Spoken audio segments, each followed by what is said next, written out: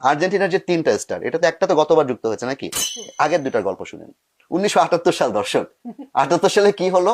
তখনকার খেলার নিয়ম ছিল হচ্ছে যে গ্রুপ পর্ব থেকে 8জন দল উঠবে, 2টা গ্রুপ হবে, সেখানে গ্রুপ চ্যাম্পিয়নরা ফাইনাল উঠবে। এখন খেলা হচ্ছে একদিকে পেরু আর আর্জেন্টিনা, আর আরেকদিকে হচ্ছে ব্রাজিল। আর্জেন্টিনায় তখন হোর্হে ভিদেলা নামে একজন স্বৈরশাসক শাসন করছেন। তিনি যেটি করলেন, তিনি হচ্ছে ফিফাকে কনভিন্স করে যে কোনো উপায়ে, খেলার নিয়ম ছিল যে দুটো দল একসাথে খেলবে, মানে একই সময় খেলবে, যাতে কিনা কেউ গোল ব্যবধান না জানতে পারে।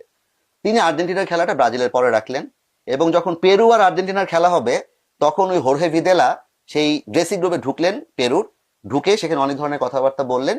তখন পেরু হচ্ছে বিশ্বের অন্যতম সেরা রক্ষণভাগ, এবং সেই রক্ষণভাগ সে সময় কি করলো, 6-0 গোলে হারলো আর্জেন্টিনার কাছে, এবং আর্জেন্টিনা ফাইনালে উঠে গেল। কারণ কি, ব্রাজিলকে যদি টপকায় আর্জেন্টিনাকে ফাইনাল উঠতে হতো, তাহলে কমপক্ষে 4 গোলের ব্যবধানে জিততে হতো, সেই জায়গায় তারা 6-0 গোলে জিতলো।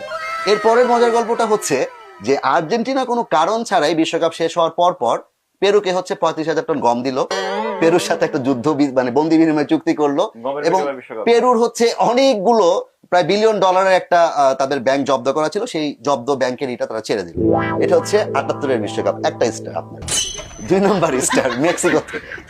ঘটনা হচ্ছে খুব গরম, আর্জেন্টাইন খেলোয়াড়রা খুব ক্লান্ত, এবং তারা যে জার্সিটা বানিয়েছে, মানে গরিব দেশ ততদিনে, তারা ওই যে পেরুতে ধান টান গম টম দিয়ে, এবং ওই ভিদেলা শাসনামলে থেকে গরিব হয়ে গেছে অলরেডি, তারা খুব গরম লাগছে, এবং যে জার্সি দেওয়া হয়েছে সেই জার্সি পরে খেলতে পারছে না এত গরমে।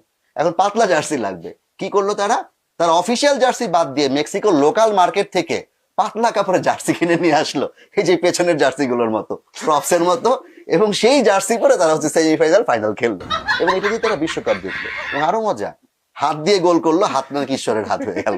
এই হচ্ছে তার 2 স্টার। 3 নাম্বার স্টার, জানেন যে সৌদি আরবের সাথে প্রথম ম্যাচে খোরমা খেজুর 2 গোল, 2-0। দ্বিতীয় ফাইনালে ওঠার আগেই মানে মেসি ধাক্কা খেলেই পেনাল্টি, আর নেইমার ধাক্কা খেয়ে গড়াগড়ি খেলো, পেনাল্টি তো দূরের কথা, নেইমারকে হচ্ছে হলুদ কার্ড। গতবারের কথা বলছি, মানে তাকে মারলেই হচ্ছে হলুদ কার্ড, নেইমার মার খেলো, নেইমারই হলুদ কার্ড খায়, আর ওদিকে মেসির সাথে যদি গায়ে ধাক্কা লাগে তাও পেনাল্টি। সর্বশেষও তারা পেনাল্টি দিয়ে কিন্তু বিশ্বকাপটা জিতলো, এবং তখন গত বিশ্বকাপে তাদেরকে বলা হলো আর্জেন্টিনা নাকি পেনাল্টি না,